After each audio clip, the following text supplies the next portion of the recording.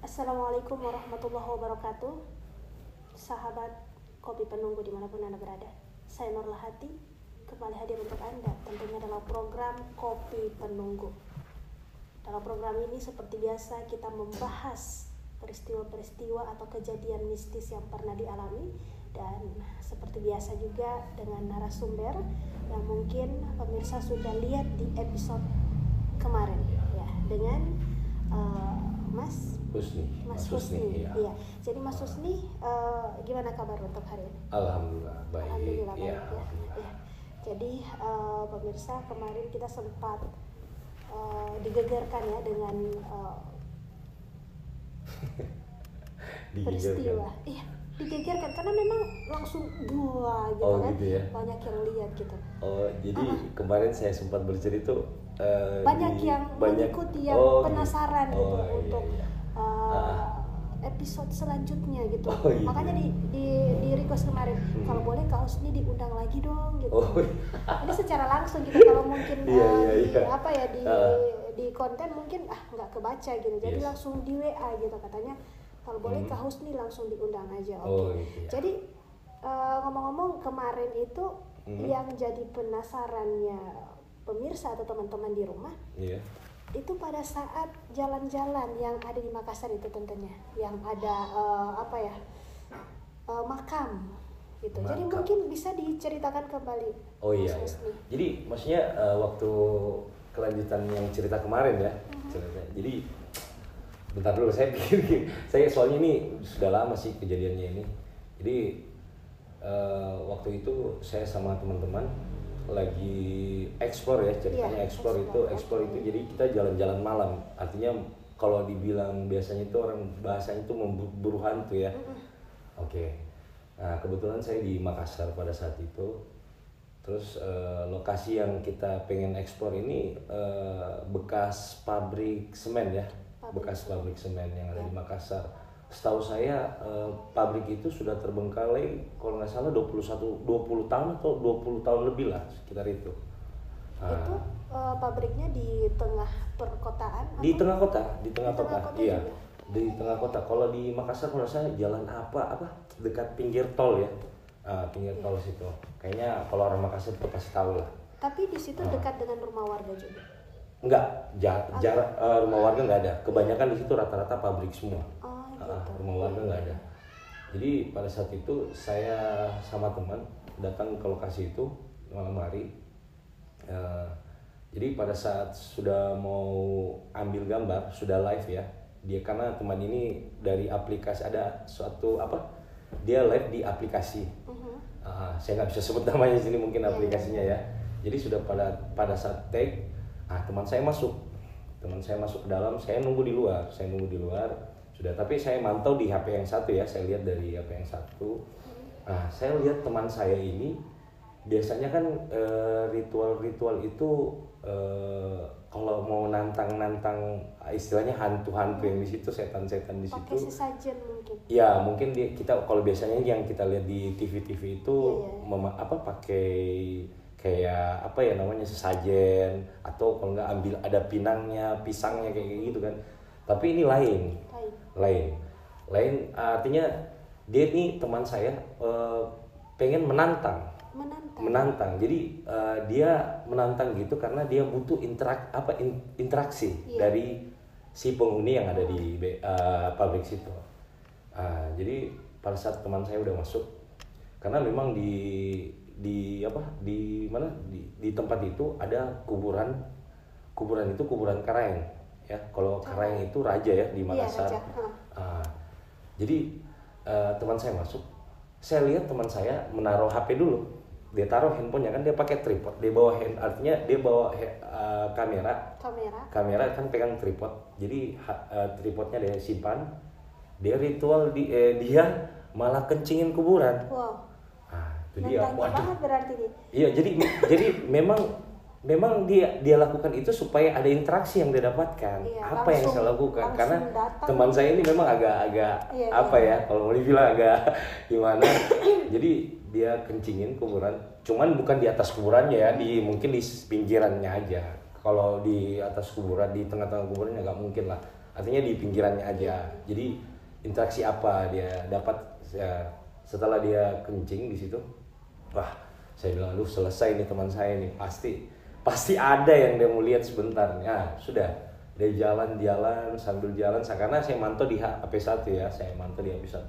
Saya lihat jalan-jalan, tidak lama teman saya itu sudah lahir. Pasti saya juga ngerasa sih, saya juga bisa ngerasa ya, oh ini ada sosok nih yang dekatnya nih ya kan. Teman saya itu dibanting.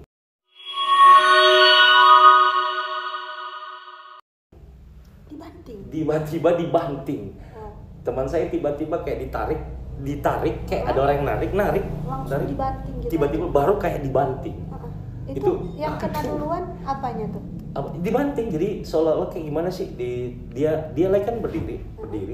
Habis itu tiba-tiba kayak ditarik gitu, kayak ada yang narik dia dari belakang, tiba-tiba kebanting sampai terlempar kayak gitu. Iya, terlempar. Mungkin kepalanya dulu. Enggak badannya duluan ya, badannya duluan pada saat itu.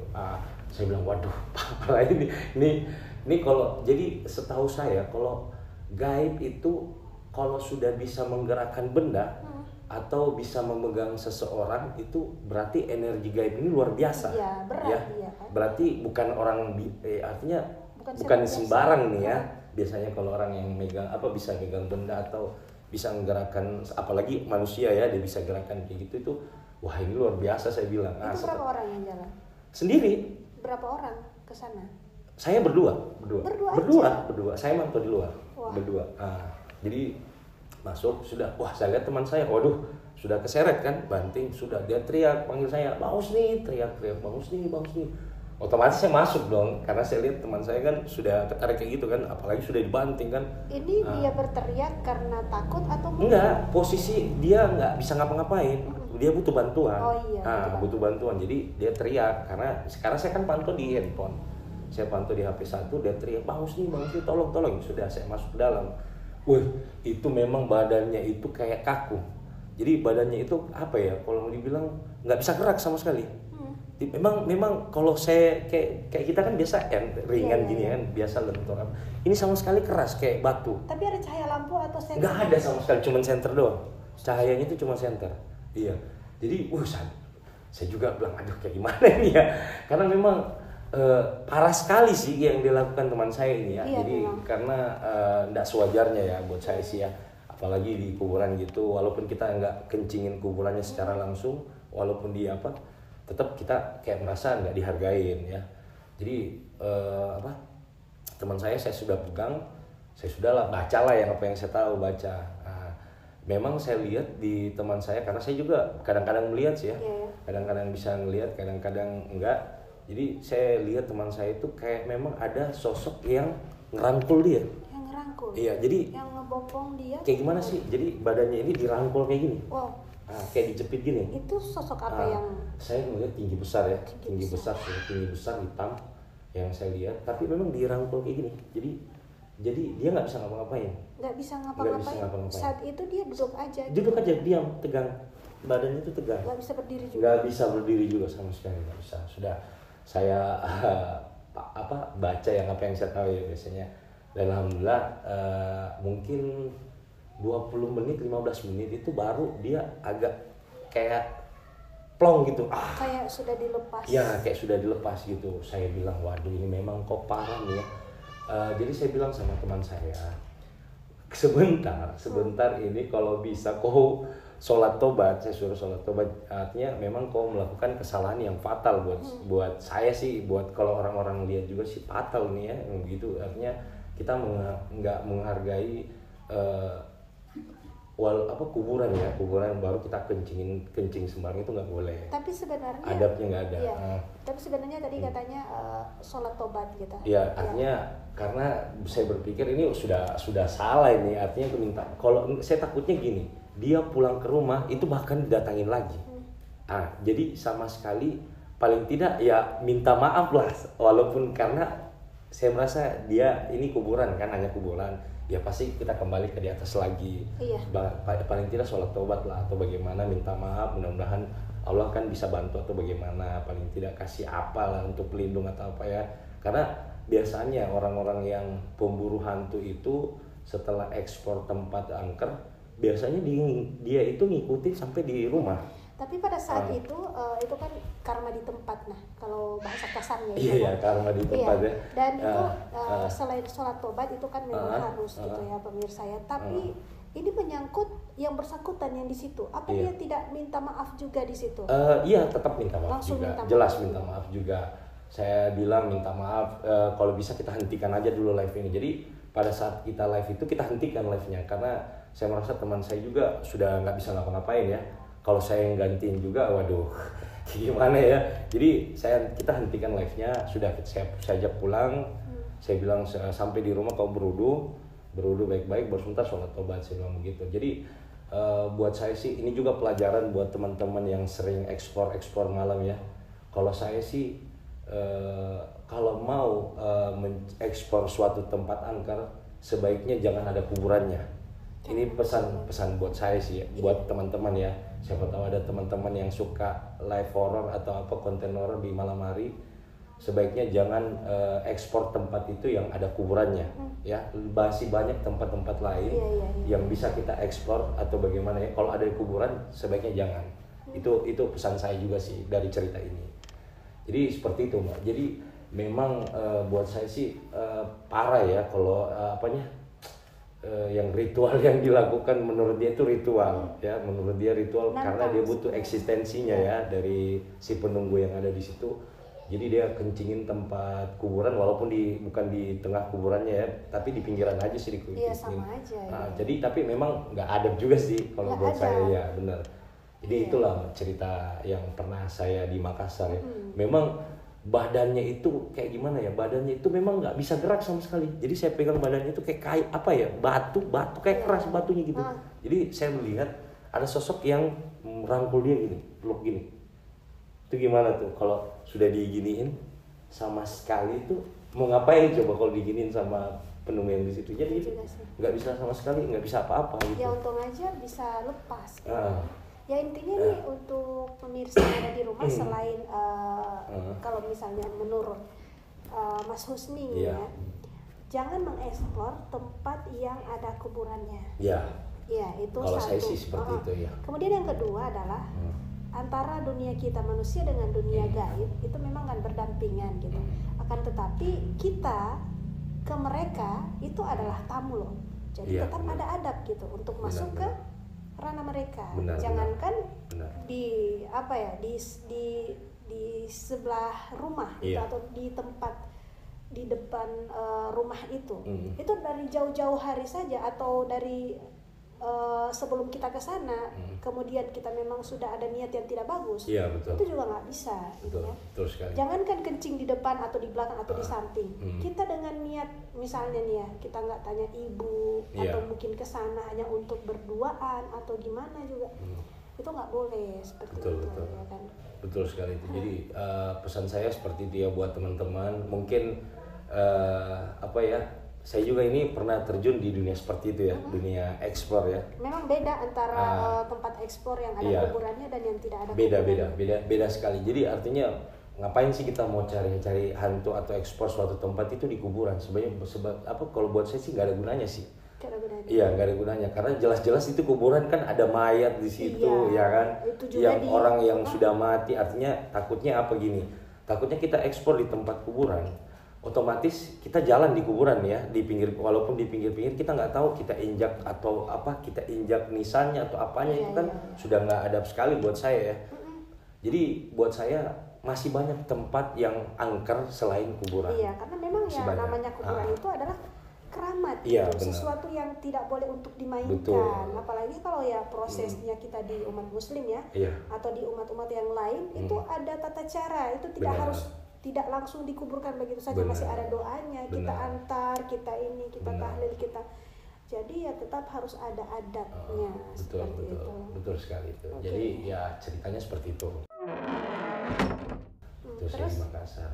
Jadi mau cerita lagi nih yang lain nih. Mau cerita? Tapi saya sih kalau saya sih Mbak gini, saya nih dari kemarin saya melihat Mbak ini kayaknya ada pengalaman gaibnya juga deh. Kalau saya rasa, sebenarnya saya kan ngerasa juga nih Mbak. Saya melihat Mbak ini kayak apa ya? Kayaknya ada cerita-cerita menarik dari Mbak Nur ini masalah mistis ya kayaknya. Mungkin ada Mbak ya, kalau nggak salah sih. Saya cuma nebak aja ya. Ini requestnya atau saya sih request saya sendiri sih, request saya sendiri sih. Tapi memang selama saya duduk sama Mbak Nur kayak gini dari waktu yang pertama ya sampai sekarang, saya tuh memang kayak rasa ada sesuatu di Mbak Nur nih yang ternyata lain. Sesuatu itu bukan cuma jatuh cinta, tapi ada juga sesuatu yang horor dan mistis gitu. Oh gitu. Ya jadi, makanya saya aja sekarang ini kayak ngerasa Mbak Nur ini kayaknya ada sesuatu deh yang maksudnya apa ya? Saya merasa kayak ada mistisnya juga atau gimana sih ya? Saya nggak tahu sih. Emang ada Mbak Nur kayak gitu? Sebenarnya sih ada gitu, cuma kalau saya cerita tuh kayak kalau ini kan cerita yang nggak boleh ngarang-ngarang gitu kan. Iya sih, jadi saya jujur Mbak Nur, saya dari kemarin yang pertama sampai sekarang ini bukan karangan cerita saya, ini pengalaman yang saya alami ya. Makanya saya bercerita. Maksudnya ke saya gitu. Oh gitu, Mbak. Kalau misalnya gini, itu kan Mbak Husni itu kan pengalaman gitu.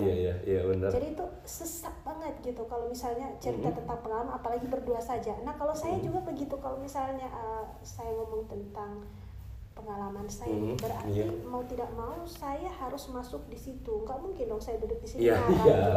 Tapi memang ada, tapi agak-agak sedih juga kalau saya ngomong. Waduh, ini saya sih sebenarnya saya ngerasa sih memang ada sih, cuma gitu. Ya nggak apa-apa lah kalau artinya kita sambil cerita, ini kan yang main cerita kan, kita sambil cerita lah. Siapa tahu Mbak Nur mau cerita kisah atau gimana? Ada sih gitu. Sebenarnya itu gimana malah berteman nih. Jadi gimana dong? Ya apa ya, nggak apa-apa. Jadi jangan sampai dia orang bisa kira ternyata Mbak Nur ini temenan sama setan gitu. Ini bukan temenan biasa, udah kayak saudara gitu. Jadi artinya gini Mbak Nur, biar teman-teman juga tahu, siapa tahu pengalaman dari Mbak Nur ini ya nggak masalah ya kalau dia bercerita ya. Untuk sementara nggak apa-apa hostnya. Ya nggak apa-apa. Saya bukan host nih, saya ini bintang, artinya tamu yang datang sih. Cuman pengen dengar sih, karena saya dari pertama sampai sekarang sampai yang hari kedua ini saya datang dengan Mbak Nur ini, saya merasa memang saya lihat Mbak Nur nih, jujur ya kalau saya ngelihat artinya kayak ada seseorang yang ngikutin Mbak Nur juga, sosok yang ngikutin Mbak Nur. Itu udah lama gitu. Mungkin siapa tahu mungkin ada pengalaman mistis dari Mbak Nur gimana? Ya udah, mau cerita nih sekarang. Ya nggak apa-apa lah, cerita lah. Cerita sekarang nih. Boleh lah. Gimana tuh Mbak? Jadi kalau pengalaman saya nih ya, saya cerita dari flashbacknya dulu. Jadi bukan untuk yang pertama kali saya lihat, tapi saya ke inti yang ingin saya ceritakan malam ini. Kalau misalnya untuk lihat sih sebenarnya dari 2013 saya pertama lihat. Jadi Mbak Nur bisa ngelihat juga gitu? Bisa. Itu ngelihatnya secara tiba-tiba atau gimana tuh? Awalnya sih tiba-tiba. Oh tiba-tiba? Kebuka sendiri gitu? Kebuka sendiri. Waktu pertama terbuka ya apa yang pertama dilihat? Wajah saya sendiri. Itu ya, kalau misalnya lihat setan sih pada umumnya udah biasa gitu kan. Pernah lihat di film. Artinya lihat kembaran gitu? Lihat wajah sendiri. Iya kembarannya? Iya. Itu yang bikin saya sangat takut sekali. Coba gitu kalau Mas Husni lihat wajah Mas Husni sendiri, takut nggak? Ya takut lah, jelas pasti takut lah. Jadi itu, tapi mungkin bisa di akhir cerita untuk yang pertama kali, atau saya ceritakan sekarang ini? Yang sekarang lah. Jadi memang saya sih penasaran dari kemarin saya bilang kalau saya datang sini saya pengen cerita sama Mbak Nur masalah mistisnya dia nih gimana. Sebenarnya saya tuh mau cerita tentang pengalaman teman saya beda alam. Teman. Saya lama berteman ya, sekitaran 4 tahunan. Jadi teman beda alam, artinya Mbak Nur punya teman tapi di beda alam gitu. Iya. Nah itu masalahnya, saya ke situ dulu atau saya ke pertama kali lihat yang kayaknya bagusan dari pertama nih. Dari pertama, iya. Jadi kalau yang pertama tuh dari awal gitu ya, 2011 sebenarnya saya tinggalnya di Batu Daan nih, kampung saya kan. 2011 saya lulus SMA, saya sudah memutuskan untuk sendiri gitu, saya mandiri gitu. Mandiri ya. Dan memang ada masalah broken home. Jadi ya mau tidak mau kan memang harus mandiri gitu. Iya. Tidak melihat laki-laki ataupun perempuan. Betul. Jadi harus mandiri. Nah, 2013 ya, mungkin karena apa ya faktor anak kos gitu kan. Saya itu pertama kali masuk rumah sakit kayaknya. Masuk rumah sakit pertama kali ya? Oh enggak, kedua kali. Pertama pernah tapi enggak lama. Masuk rumah sakit? Ini sakit apa nih? Lambung. Oh, lambung. Infeksi. Ya. Itu 2013 saya sakit lambung, sakit MAH. Nah, kemudian saya tinggal di pesantren kampus. Saya nggak mau sebutin kampus. Oh iya. Kan? Oh jadi Mbak Nur ini bekas anak pesantren ya? Iya. Berarti tentang ngaji dong. Iya. Oke, jadi terus? Ya saya masuk rumah sakit waktu itu. Salah satu rumah sakit yang ada di Bonebolango sana. Iya. Setelah saya sembuh, itu saya merasa ada yang aneh dengan diri saya gitu. Pertama sih saya lihat bayangan-bayangan. Pertama kebuka matanya nih? Iya. Mata batinnya nih? Iya. Lihat bayangan-bayangan, cuma kan orang yang lagi sakit lambung itu kan, itu 2013 ya. Itu memang sudah hal yang lumrah ketika melihat bayangan, karena mungkin pusing gitu. Iya. Kita kan memang rada-rada pusing. Orang yang sakit MAH itu pasti pusing. Jadi nggak ambil biarin aja gitu kan, nggak ambil pusing. Nah, pada saat itu esoknya ya saya pulangnya saya mau ke kampung gitu kan, saya mau ke keluarga di sana. Iya. Nah, pulangnya dengan teman. Iya, teman saya inisial RA aja lah. Oh gitu. Ya, saya dijemput. Ya, saya dijemput gitu karena mungkin waktu itu saya pusing, katanya nggak apa-apa nyandar gitu, tapi ada tas gitu kan, naik motor gitu. Nyandar nyamping kayak gini. Ini dalam keadaan sakit nih ya? Dalam keadaan sakit, belum pulih ya kan. Belum Jadi pulih, ya? ini kan waktu itu saya sakit lambung tuh saya muntahnya darah. Berarti udah parah sekali. Parah gitu. Jadi saya juga kayak apa ya? Ya udahlah tinggal nunggu gitu kan. Jadi saya tuh kayak 50% masih punya harapan ingin, 50% ya udahlah kayak gitu. Jadi kayak putus asa. Pasrah cerita ya. Nah, gitu. Terus pada saat menuju ke kampung itu saya lewat di jembatan. Nggak perlu juga diceritain itu jembatan apa, tapi yang jelas itu jembatan yang mau lewat ke Batu Daha gitu. Di jembatan itu Kak, karena saya pusing, saya nyandar kayak gini kan. Saya lihat ada sosok yang berdiri.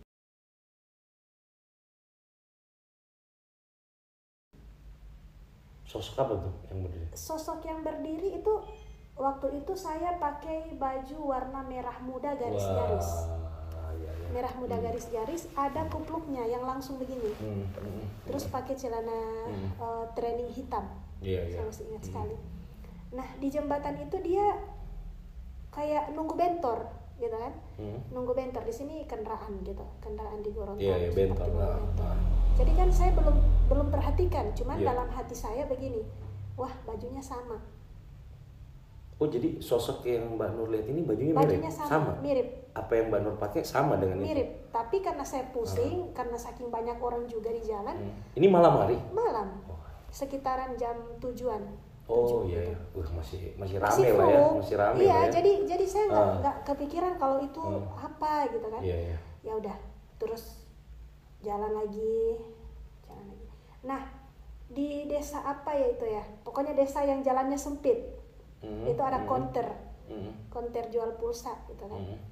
Di situ saya lihat dia liatin saya, tapi masih agak jauh Mas nih, masih agak jauh. Yang saya mau tanyakan, Mbak Nur lihat ini sosok ini, dia ngikutin atau tetap stay di situ? Enggak ngikutin. Tetap masih ada di tempat yang Mbak pertama dilihat? Enggak, gini kan saya lewat jembatan nih. Iya. Di situ ada. Terus lagi. Ada lagi. Oh iya, makanya ngikutin. Ngikutin namanya. Iya kan, nggak mungkin kalau nggak ngikutin kan pasti di situ aja. Tapi kalau misalnya dilihat, mungkin saya kan di jembatan itu masih sempat lihat gini, masih ada. Oh iya. Terus waktu ada tuh jalan sempit, pasti orang-orang tahu juga itu jalan di mana, di salah satu konter sebelah kiri. ini saya nggak nengok ke kanan, pokoknya begini terus ya. Iya, kan? iya. Masih posisi yang sama. Masih posisi yang sama. Itu sedang berdiri tapi ngeliatin saya. Nah, di situ saya Kak udah makin jelas. Kok mirip saya? Bajunya sama. Tapi dia natapnya gini aja. Diam ya. Diam. Di situ Kak saya udah kayak ngerasa gitu. Kok ada yang mirip gitu. Atau mungkin saya yang pusing, gitu kan? Nah, ya udah, tapi udah kayak gini nih.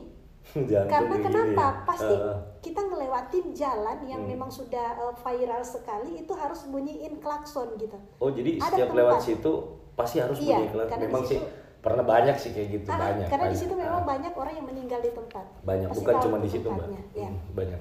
Pas sudah di situ Kak, itu kan jalannya kayak begini. Dia melengkung 100 berapa derajat lah. Terus itu ada akar-akar kayu gitu. Saya kan merem tuh, tiduran begini di belakang tuh. Pas saya buka mata, dia juga liatin saya kayak gini. Di situ saya berteriak Kak. Itu gimana tuh ya? Apa ya? Wajah saya loh, wajah saya nggak pakai lipstik, pucat, seperti ya orang sakit. Artinya saya tuh kayak orang ngeliat saya di cermin lah. Tapi Kak, yang beda dari cerita ini atau yang beda dari yang saya lihat ini adalah ketika melihat wajah kita sendiri tuh takutnya luar biasa. Kok bisa takut ya? Padahal wajah sendiri loh. Ya nggak tahu kenapa saya bisa takut. Tapi yang jelas sekian lama saya ngelihat hantu, saya paling takut lihat wajah saya sendiri. Kalau lihat wajah saya geleng ke sini, dia geleng ke sini nggak apa-apa. Tapi pas saya begini, dia juga begini, terus dia. Wah, itu. Coba. Saya aja dulu merinding ya, jujur merinding aku. Iya, jujur, itu. Merinding aku. Dari situ Kak, saya teriak, gasnya nggak sengaja ditarik gini, yang bawa motor ini ditarik. Katanya kenapa? Saya kan teriak aja kan, respon. Kita lihat yang kayak gituan pasti responnya cepat gitu. Dia nggak sengaja bikin begini, ya saya diam aja. Tapi begini, nanti pas di rumah-rumah warga baru saya ngomong. Itu. Ngomong sama yang bawa motor? Iya, ngomong sama yang terus bawa apa reaksinya yang bawa motor itu? Ya apa ya, yang jelas dia katanya nggak mau lagi pulang-pulang malam. Oh gitu. Gitu. Iya. Gitu. Terus saya itu 1 minggu di rumah, kemudian nanti itu balik lagi ke pondok. Situ. Begitu. Itu sih pertamanya. Itu awal pertama ya, pertama ngelihat sosok seperti itu ya. Iya. Terus ada enggak lagi kalau kembaran kita kan kalau saya sih nggak takut ya kalau kembaran aja ya. Ada nggak yang Mbak Nur pernah lihat sosok yang paling menyeramkan selama Mbak Nur bisa ngeliat kayak gitu? Wah, kalau saya sih semua pasti. Atau kejadian gimana yang paling serem menurut Mbak Nur? Banyak Mas, saya mau satu aja. Cerita. Yang paling serem ya. Selain wajah saya.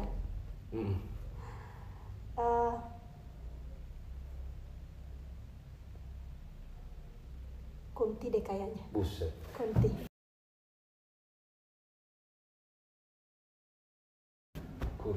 Iya, takut itu sebenarnya. Tunggu. Masalah Kunti ini ya, Kunti.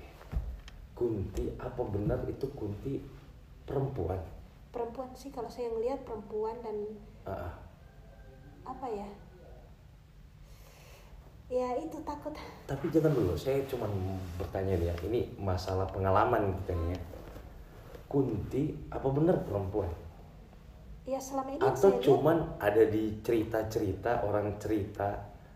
Ini mitos atau fakta? Kira-kira saya aja masih bertanya-tanya di dalam hati saya itu, Kunti apa benar? Apa memang perempuan wujudnya? Lebih tepatnya sih setan perempuan gitu. Jadi mungkin karena mungkin difilmkan itu Kunti yang punya anaknya beranak jadi Kunti anak, Kunti lanak gitu mungkin. Gitu ya? Tapi yang saya lihat itu yang paling menakutkan itu adalah sosok perempuan. Kalau yang berdarah-darah sih saya nggak terlalu takut. Saya yang paling takut tuh yang biasa-biasa aja tuh saya takut loh. Daripada yang berdarah mah biasa, lihat di sinetron juga, di jalan juga pasti ada seperti itu.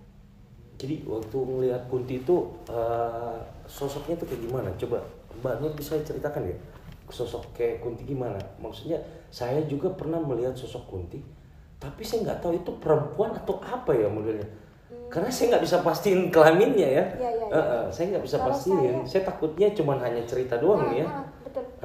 Kalau Kunti itu kayaknya bukan Kunti deh Mas. Kalau misalnya dari pertanyaan Mas ini, kalau saya sih kayaknya ke makhluk halus berbentuk perempuan berbentuk berjenis kelamin perempuan. Modelnya rupanya itu kayak perempuan. Manusia gitu. Terus ceritanya gimana waktu lihat Kunti itu gimana? Ini mau cerita yang mana nih? Yang cerita yang Kunti ini nih, Kunti ketemu dulu, Kunti ini kayak gimana? Jadi kalau ketemu Kunti ini saya ke pemandian yang ada di Bone Bolango sana. Bone Bolango, iya. Itu ketemunya. Terus gimana ceritanya? Ya kalau ceritanya sih cuma lewat doang di motor kan. Itu malam hari juga? Iya Mas. Malam. Sebelum Isya. Itu kan kita mandi di sana kemalaman. Terus itu kan ada 2 jalur jalan di sana. Kalau Mas mungkin pernah ke sana, Mas bisa tahu tuh. Jalannya tuh ada 2 jalur. Ada yang di bawah, ada yang bisa ikut di atas. Oh gitu. Iya. Nah waktu itu saya udah bilang kayak gini. Ini kan kita udah kemalaman nih. Nggak usah lewat di atas, ke bawah aja. Kan kalau di bawah tuh ada rumah-rumah warga. Kalau di atas tuh dia melewati hutan gitu. Ya dia tetap, ya mungkin gue laki-laki gitu. Ya laki-laki sih biasa kayak gitu sih, nggak mau perempuan. Singkat aja ya. Yang jelasnya, yang harusnya kita sampai ke bawah itu hanya dalam jangka waktu 2 menit, itu kita hampir 15 menit nggak nyampe-nyampe. Kok bisa lama begitu? Iya, nggak tahu. Yang anehnya gini Kak, pas kita pertama start ke atas tuh, kita lihat ada pohon bambu yang tumbang ke jalan. Jadi kan saya langsung, kan memang pengalaman pernah lihat. Jadi mungkin untuk perasaan tidak enak itu langsung ada gitu kan. Saya bilang, wah balik aja, nggak usah lewat sini. Dia tetap muter gini, ini kan jalan nih, bambunya di sini, dia muter, masuk tetap ke jalan sana. Masuk tetap lewat yang di atas itu. Iya. Terus pas sampai itu, saya kan bisa ngelihat memang, saya bisa ngelihat. Nah kalau saya pribadi, cara saya ngelihat, bukan cara saya ya. Kalau saya ngelihat, itu seperti manusia pada umumnya kalau sudah malam. Tidak ada perbedaan. Jadi Mbak Nur ini kalau ngelihat makhluk lain ya, selain manusia ya. Jadi bentuknya itu kayak manusia juga. Kayak manusia. Wah, hebat. Kalau saya justru lihatnya tuh manusia, bukan kayak yang berdarah-darah itu. Jadi mirip dengan kita ini. Mirip. Jadi yang saya bilang saya takuti itu Kak, Mas ya. Waktu itu dia jalan tidak pakai sendal. Ini sosok cewek nih? Enggak, bawa anak. Yang cewek kan? Yang cewek. Nah, ini kan waktu itu apa ya? Terang sekali bulan. Padahal baru ini bulan yang baru. Terang bulan, intinya terang bulan lah. Jadi bulan artinya terang lah ya, terang. Masih terang. Iya. Dan itu kan ada spion motor tuh. Iya. Jadi kelihatan sekali. Iya. Makanya kalau misalnya saya pas lihat berpapasan ada yang di tengah, saya bilang ke kiri, biar kan nggak nabrak. Terkadang kan mereka ngikut gitu kan. Kalau misalnya kita tabrak. Ya kalau saya kasih kode ke kiri, ya dia ke kiri juga. Cuman waktu itu yang lagi lagi bawa anaknya ini, itu yang bikin takut. Jadi dia megang anak kecil sambil nyebrang jalan? Enggak, jalan aja seperti manusia pada umumnya jalan. Tapi kalau ini kan mereka nih jalan nih, kita motor begini. Yang anehnya nih Kak, yang bikin saya takut nih ya, pas saya lihat begini, loh kok dia makin mendekat. Terus saya nyentuh tanah? Kakinya nyentuh tanah? Nyentuh tanah, kalau saya lihat nyentuh tanah, sama anaknya juga nyentuh tanah. Orang biasa. Cuma yang saya bikin bingung itu, nggak mungkin ada orang jalan kaki di sana. Iya juga itu, sih. Itu pertama. Apalagi bawa anak ya, bawa anak kecil lagi. Pakai sendal. Itu dia. Itu. Nah, terus kalau anaknya ini dia pakai celana coklat, tapi tidak pakai baju, cuma celana coklat aja. Itu yang sama. Anaknya ini cewek cowok? Kayaknya cowok. Oh cowok. Tapi Anaknya nggak pakai baju? Nggak pakai baju. Kalau ibunya itu bilang tuyul nih kayaknya nih. Mirip tuyul nggak? Enggak, manusia. Kalau perempuannya pakai baju krem tapi kayak agak putih, agak krem juga. Ntar dulu Mbak Nur, saya jujur merinding dari Mbak Nur kalau cerita. Itu kan. Merinding juga sih. Lanjut nggak nih? Lanjut. Terus, kayak seru. Iya, terus saya bilang begini, makin mendekatkan. Emang saya bisa melihat, tapi kalau misalnya kita diserang balik tuh takut loh. Walaupun kita bisa melihat, kalau kita diserang artinya balik, diserang takut. balik ini kayak gimana tuh? Kayak dia menyerang, dia mendekat. Dia pengen mendekat. Jadi saya bilang cepat. Karena kalau pakai bahasa kita cepat, tapi cepat. mukanya itu keadaan marah tuh gimana tuh? Enggak marah Kak. Biasa aja. Senyumnya itu yang bikin saya takut. Gitu, kayak niat gitu. Nah, terus saya bilang cepat. Yang anehnya nih Kak, itu saya kalau tidak salah waktu itu saya sama teman saya namanya Mei, sering ke sana juga. Itu saya bisa hitung dia cuma ada beberapa tikungan. Terus kita akan menemukan jalan yang di bawah itu. Tapi itu yang anehnya kita nggak sampai-sampai dan jalan-jalan di situ juga. Oh, artinya kayak gini Mbak, artinya kayak disesatkan gitu kayak ya? disesatkan Kak, bayangkan 15 menit kita belum nyampe bawah. Padahal teman-teman kita tuh udah lama nunggu di bawah. Untung berdua? Kalau sendiri gimana tuh ya? Dan ini kan motornya ini kan motor udah lama gitu kan, jadi saya itu takut, aduh mati motor gila saya. Iya. Pada saat dia itu bawa motor Kak, saya juga sesak napas, jangan sampai motornya mati, aduh gila ini kan. Nggak lama kita tetap berusaha Kak, itu tiba-tiba ada kabut tebal sekali, kabut tebal sekali, kayak mau menghalangi kita jalan. Waduh, memang betul-betul disesatkan nih. Terus merinding saya. Terus saya bilang begini, dalam hati saya nih, kalau nanti saya selamat di bawah, saya teriak sekencang-kencangnya, karena saya mau mati, saya kan nahan, takut sekali kan. Memang kalau di jalan kalian begitu tuh kayak apa ya, kayak tertekan sekali ya gitu ya. Kayak belakang saya tuh, benar. jangan sampai dia masih saya juga ada. pernah ngerasa kayak gitu. Benar. Tapi di saat itu saya nggak berani lagi nengok ke belakang, bahkan kaca spionnya tuh saya kasih ke bawah begini. Iya. Terus tetap jalan terus kanan, terus kanan. Saya bilang, kok nggak ada ke bawahnya ini? Iya. Terus ada kabut Kak. Jadi tiba-tiba kabut datang nih. Perasaan nih kan nggak hujan, kok bisa ada kabut? Gitu. Nah, nanti sudah berapa saya bilang, saya sudah baca waktu itu karena memang ketakutan, nggak ada lagi ayat yang bisa saya baca. Iya benar. Saya mau baca Al-Fatihah, agak susah keluar gitu. Iya. Baca gitu Al-Fatihah ya. Waktu itu saya baca doa tidur kalau nggak salah nih. Astagfirullah. Karena memang takut sekali. Nah, setelah saya baca mungkin ada Bismillahnya mungkin kali ya. Saya pokoknya saya pasrahkan kepada Allah gitu. Nah, kita di situ Kak langsung lihat ada lampu yang ada di depan rumah orang. Oh, jadi tiba-tiba ada rumah warga gitu ya? Tiba-tiba ada rumah warga. Nah, di situ kan sebelum kita lewat situ saya sudah kasih tahu sama yang bawa motor, tapi katanya gini, saya ini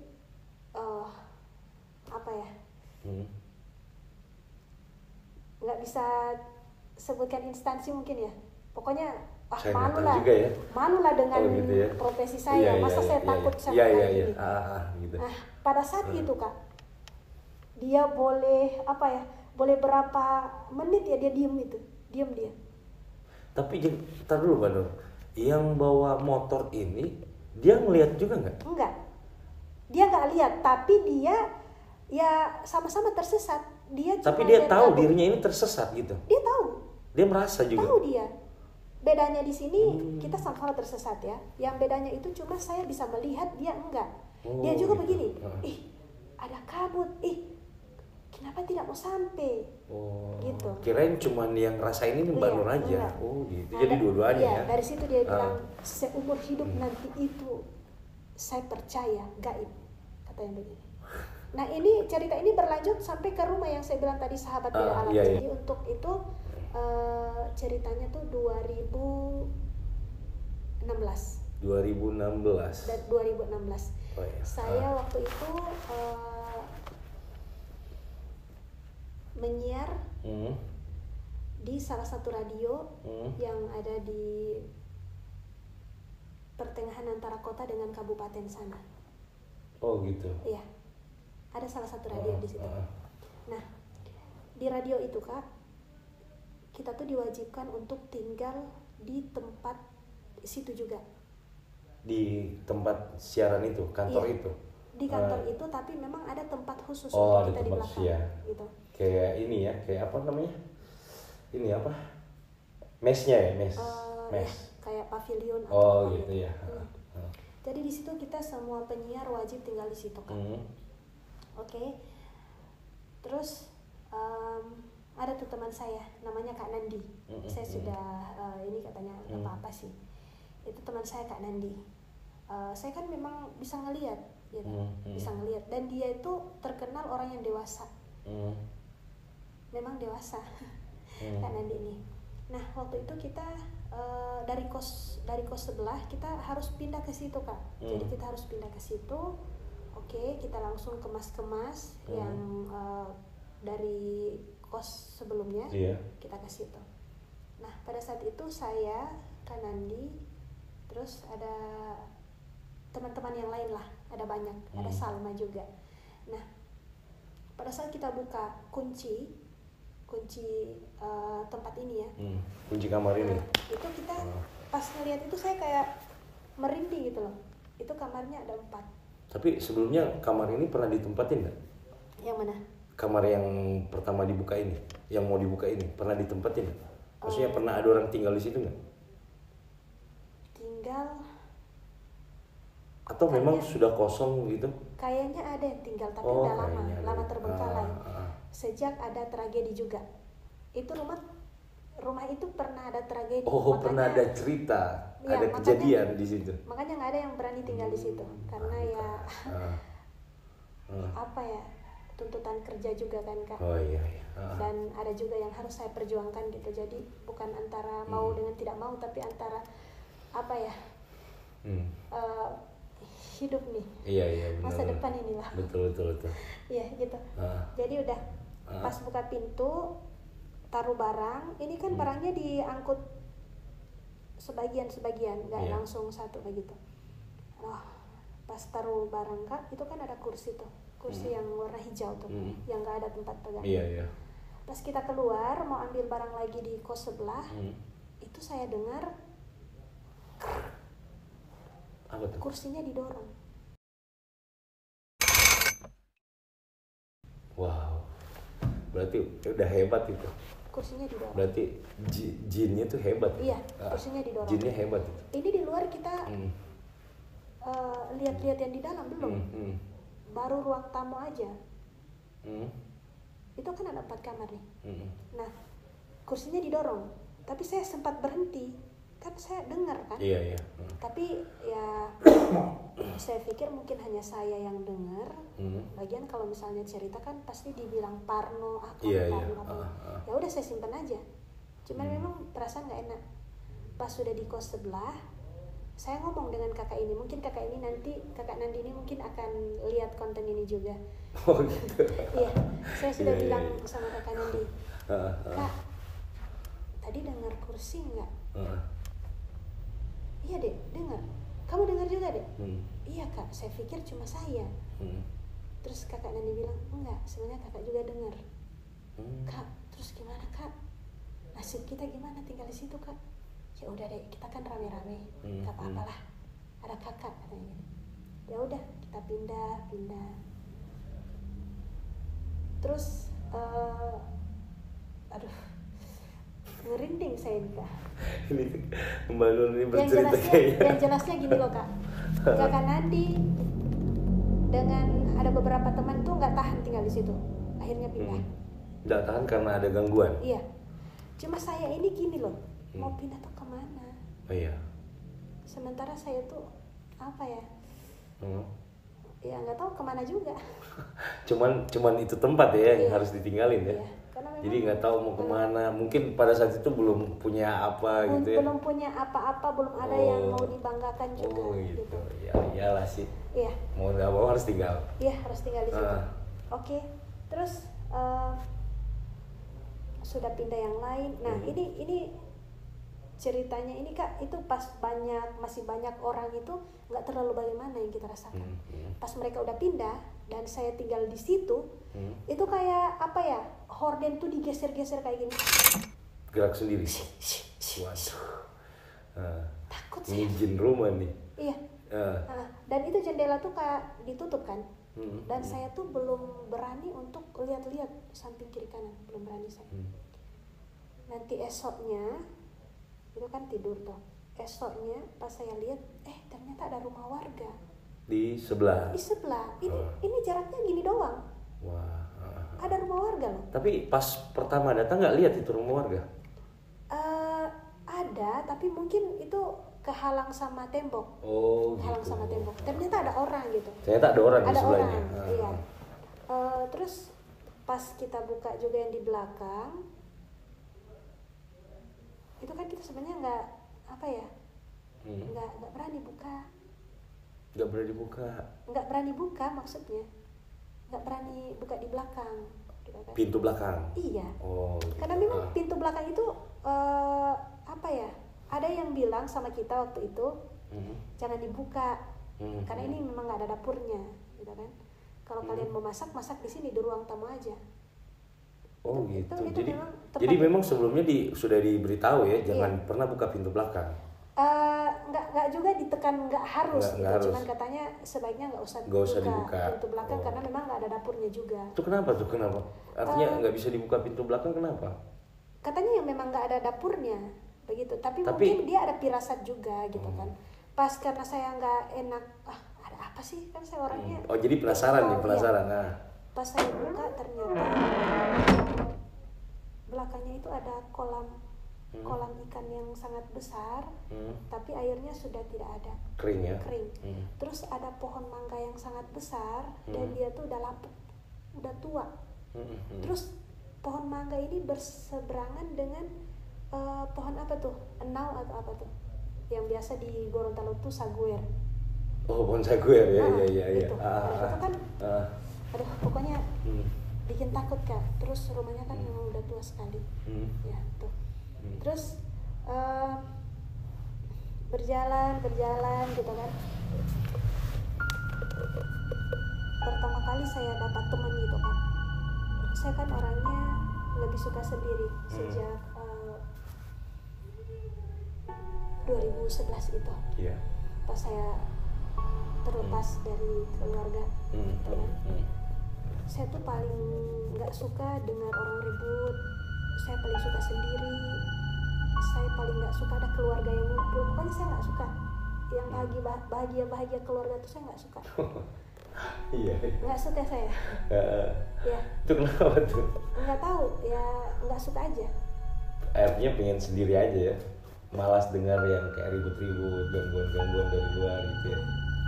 Gitu. Jadi saya suka nangis gitu kalau lihat ada keluarga yang ngumpul, gitu kan. Dalam situasi rumah yang seperti itu, ya kalau saya pikir-pikir sekarang salah saya juga di situ. Saya suka nangis, saya suka sendiri gitu. Nah pada akhirnya mungkin ini pesan juga untuk suka ngelamun juga. Iya. Jadi ini pesan untuk pemirsa Kopi Penunggu dimanapun berada gitu kan. Nah waktu itu Kak, maghrib setelah saya siaran radio kan, saya tuh tidur, pintunya nggak saya kunci. Terus saya tidur tuh kayak gini. Sebelum maghrib mungkin karena kecapean atau gimana. Tiba-tiba saya tuh kayak orang ketindisan. Ketindisan tuh kayak gimana ya? Saya sadar tapi saya kayak di dua alam gini loh.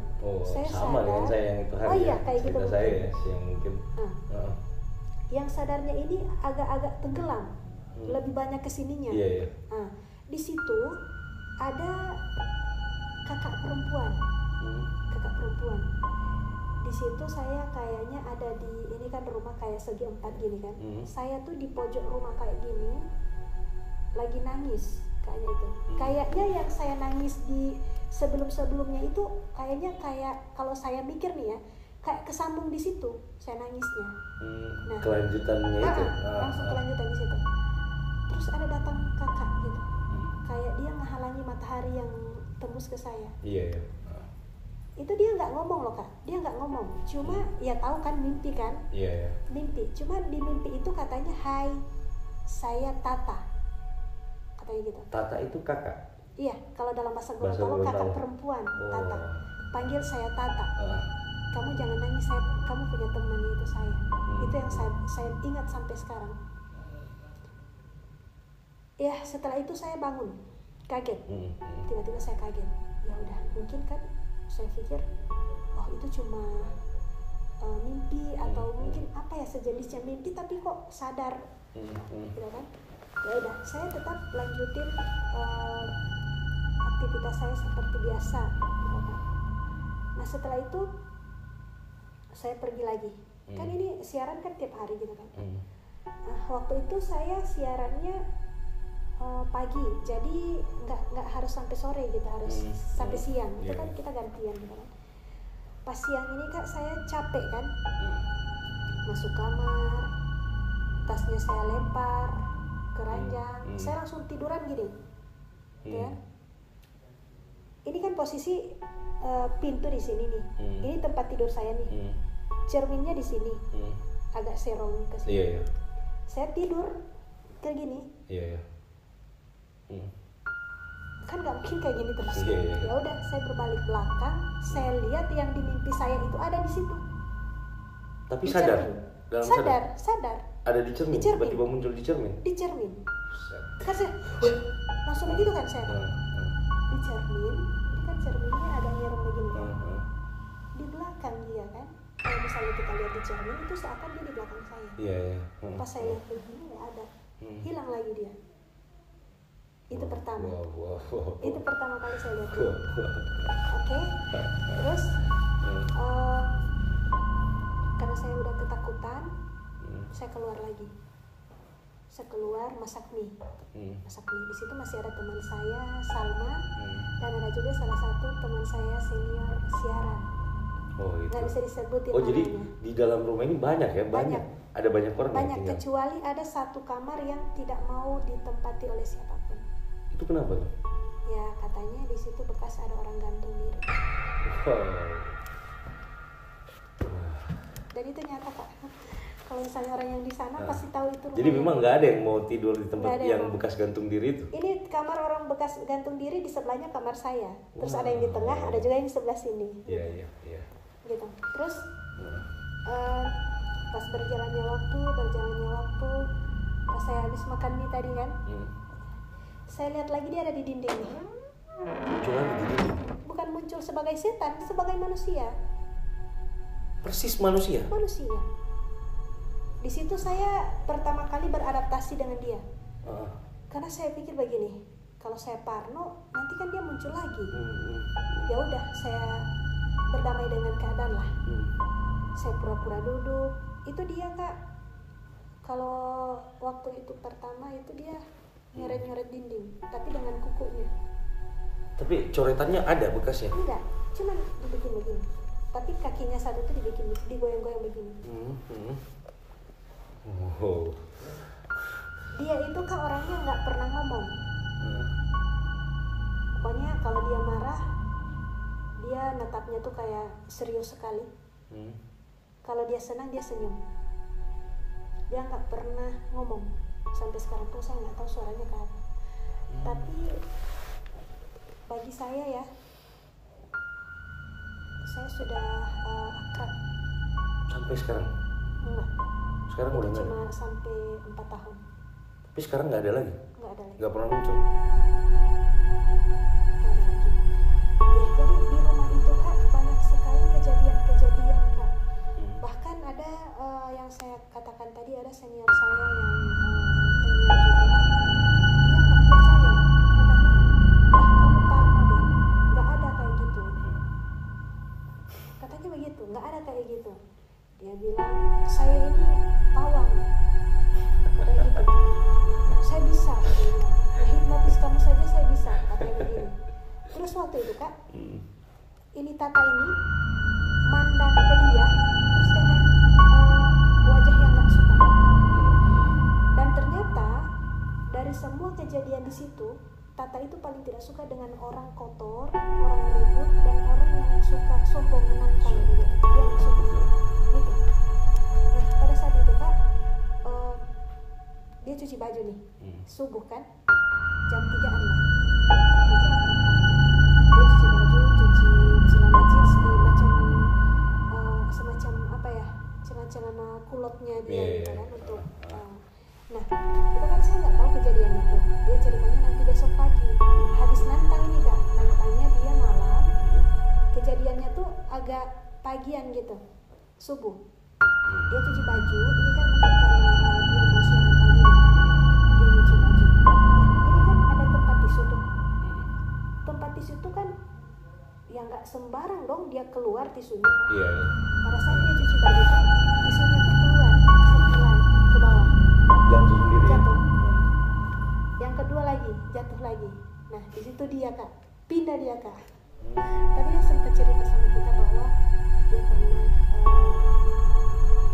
digangguin juga. Dan ternyata kamarnya itu ya kamar yang pernah ditinggali sama kakak itu. Kakak itu ya. Kakak ini. Bahkan kakak ini kan apa ya? Nggak ngizinin saya ke kamar sebelah. Kenapa? Ya nggak tahu. Katanya Jangan sebelah. iya, jangan sebelah, gitu aja.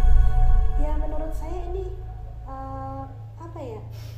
Menurut orang tuh kamu gak usah berteman sama setan, tapi menurut saya kan dia teman saya waktu itu yang setia gitu. Saya coba berpikir kembali cerita Mbak Nur ceritakan ini. Jadi Mbak Nur ini mengalami jadi kayak saya nih ya biasanya melihat sosok itu nggak sesempurna sekali. Saya artinya melihat sosok itu kayak bukan seperti manusia, nggak sama kayak Mbak Nur ya, nggak harus bilang mirip dengan manusia ya. Kalau saya melihatnya dan kayak apa ya, kayak dimensi gitu sih, artinya bukan asli nyata gitu kan, nyata sekali lah. Nah jadi saya berpikir nih gimana ya kalau punya teman-teman kan, jadi punya teman-teman di alam lain ya. Wah itu hebat, luar biasa buat saya. Dan itu nyata Kak. Jadi mungkin buat yang inisial ini yang saya ceritakan tadi, ini kan saya bilang tadi ada kelanjutannya waktu di Lombongo itu kan. Nah itu dia datang ke situ juga, kita minum kopi bareng, ada teman-teman nih lagi ngumpul. Jadi dia ada juga di situ. Dia kadang ke situ juga. Teman saya yang dari Lombongo itu. Aku mau tanya dulu. Jadi pada saat dia datang di situ, dia tuh pakai baju apa gitu? Siapa nih? Yang temannya Mbak Nur, teman di alam lainnya ini. Oh, kalau dia nggak pernah ganti itu aja. Dia Itu pakai terus baju kayak gamis putih, tapi itu dia terus. Iya, gamis putih tapi dia cuma sampai di bawah lutut, nggak langsung panjang. Model rambutnya kayak gimana? Model rambutnya? Rambutnya segini, dan dia tuh rapi loh Kak. Nggak acak-acakan gitu ya? Rambutnya tuh di belakang begini.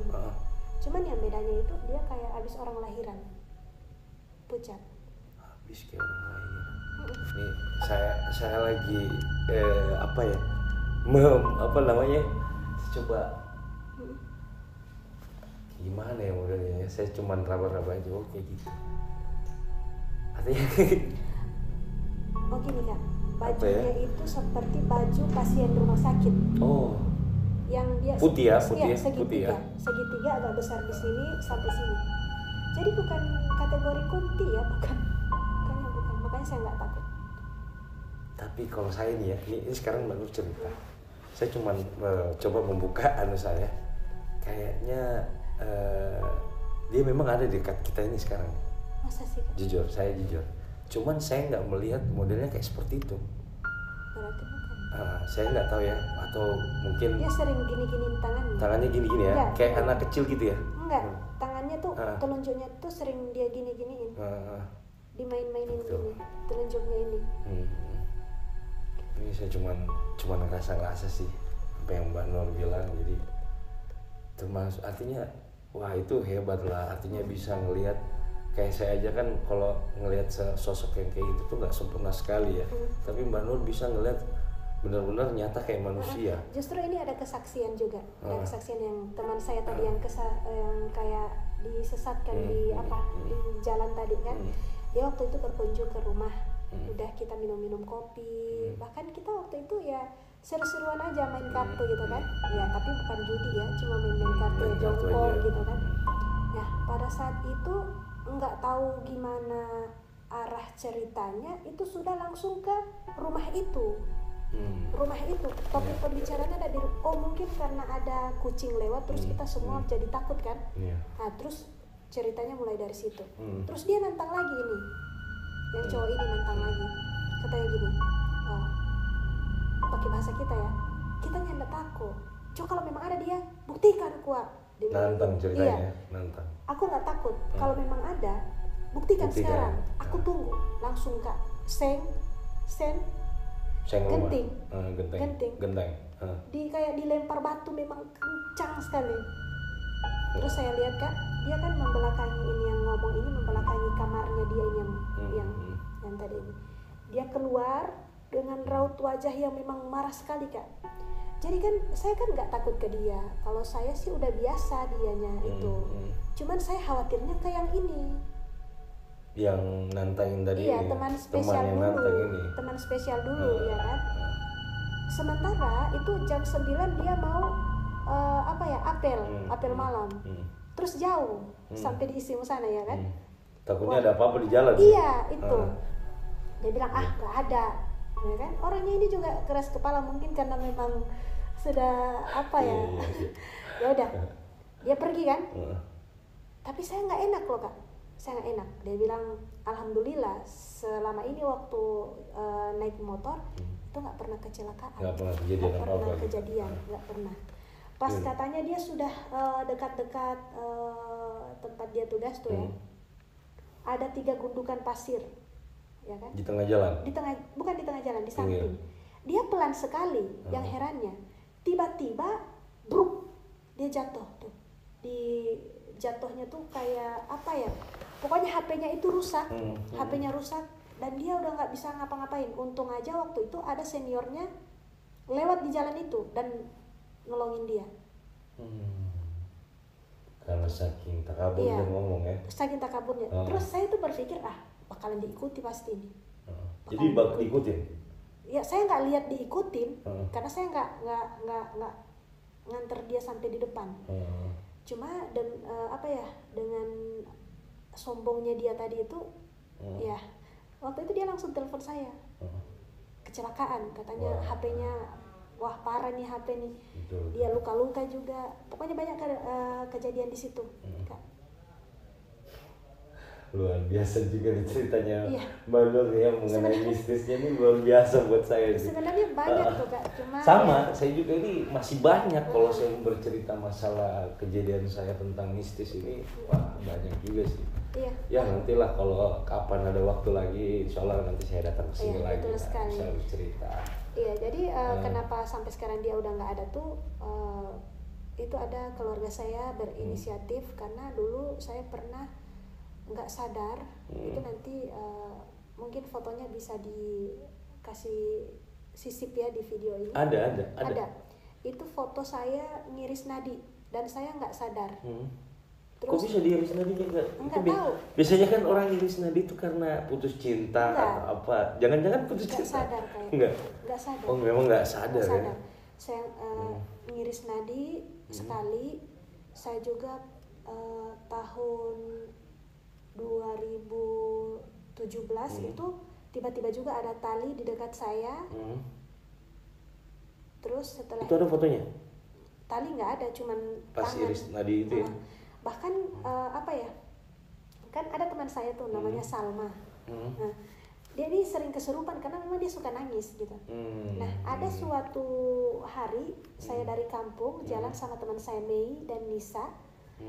Pas sampai di rumah itu tatanya itu keluar nggak nengok. Saya bilang mau kemana dia ini? Pas masuk ke dalam ternyata si Salma baru siuman. Ternyata dia masuk ke Salma. Nah, dia marah, ya saya biarin aja. Mungkin nggak tahu kenapa dia marah, dia keluar. Terus ini Mei. Ini teman ini Tata yang gaib ini. Yang gaib ini. Dia keluar. Terus ini Mei katanya gini, mataharinya bagus, foto yuk. Saya bilang gini, sebentar. Nah, saya keluar. ternyata Tata ini juga mau foto dan apa ya, setelah semua kejadian itu saya baru tahu kenapa dia waktu itu marah. Dia tuh nggak suka saya banyak teman. Oh gitu. Maunya dia aja teman. Maunya saya. Dia aja ya. Dia masuk ke Salma, saya dari Batura, itu uniknya. Pas saya mau foto sama Mei, dia juga ikutan. Dia juga mau foto gitu kan. Terus saya bilang ke Mei, ke dalam dulu, nanti sebentar foto. Karena Mei lihat saya gini-gini. Kayak ngusir, kayak suruh Mei pergi bilang, gitu ya. Ngapain? Bapak mana? Tidak, saya kirim. Saya bilang mau kirimin baju basah gitu kan. Ya udah, dia masuk kan. Terus Kak, ini handphone kan? Ini handphone kan? Biasa kan kita fotonya berdiri. Itu saya kasih begini, saya kosongkan ruang untuk dia gitu. Dan ternyata apa ya, setelah fotonya disimpan tuh kan, saya nggak langsung lihat. Saya lihatnya tuh nanti 2 hari kemudian pas Mei itu minta gitu. Pas saya scroll, ternyata ada dia Kak. Wah, luar biasa deh. Jadi itu sebagai kunci saya gitu sama orang yang nggak percaya gitu. Benar. Jadi seperti itu, dan setelah itu ya masih panjang lagi ceritanya. Yang jelas saya. Ini kalau Mbak Nur mau cerita ini nggak, durasinya ini nggak. Iya benar. Habis kayaknya. Yang jelas dikasih keluar dari diri saya tuh, biar nggak temenan lagi. Wah, ternyata memang ceritanya Mbak Nur ini luar biasa juga sih kalau buat saya. Iya seperti itu. Jadi kalau ya kita bisa bincang-bincang lagi. Ini tapi kita kan cuman sambil sharing, ngobrol aja gitu, sharing ya. Tapi ini dari Mas Husni juga pasti banyak sekali cerita. Waduh, banyak sekali. Kalau pasti saya mau cerita semuanya ini nggak habis-habis. Kayaknya ini bisa sampai pagi gitu. Harusnya kita punya sesi sendiri gitu kan. Sendiri ya benar. Ya udah. Oke, nanti insya Allah kita ketemu lagi. Terima kasih sudah berbagi ya Mas Husni. Sama-sama. Intinya untuk Mas Husni, untuk saya, untuk pemirsa teman-teman Kopi Penunggu yang ada di rumah, kuncinya satu aja tuh. Antara kita dengan mereka itu beda tapi berdampingan. Jadi kalau kita ke sana, kita harus pakai adab. Benar. Layaknya mau ke rumah orang. Benar. Jadi seperti itu. Artinya kita harus menghargai juga. Iya, betul sekali. Oke, terima kasih atas waktunya Mas Husni. Insya Allah kita ketemu lagi. Pemirsa yang ada di rumah, biar nggak ketinggalan ya. Like, comment, subscribe, kalau perlu di-share di link kami, ya kan? Di Kopi Penunggu tentunya. Saya Nurlahati. Saya Husni. Ya, kita undur diri. Insya Allah ketemu lagi. See you next time and bye.